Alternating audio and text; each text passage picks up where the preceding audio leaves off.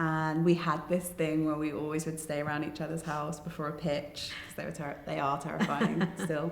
And I was in Rachita's room and I noticed just a lot of sisterhood stuff on the wall, and I was like, what is that? And it was this piece of paper that had a sisterhood space mapped out, and you'd completely imagined what this looked like. And I just remember that being the goal. Hi, I'm Rebecca. I am the co-founder and director of Sisterhood, and I met Rachita when we were studying at Central St Martin's.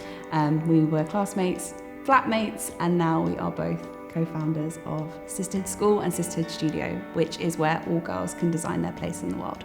So Sisterhood was our final project whilst we were at St Martin's. We'd kind of started going to all these like networking events, and we were really seeing a pattern of like not that many women. And then we realized that, the creative industry, there's a real drop off in women and girls. And we knew that design and creativity was such an unlock in building confidence. So we essentially packaged what we did at university and have taken it to schools across the UK.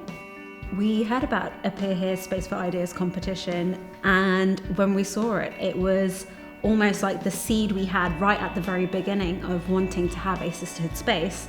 We go to where the girls are, but we know that we wanted a space of our very own where we could meet with the girls, they could do workshops, they could do our programs, but not only take part in what we do, but actually sell their products. That was the whole dream, was that they got to see their book in the shop window next to some of their favourite high street stores. For us, visibility on the high street was really important because we realised that, the high street is a place of gathering.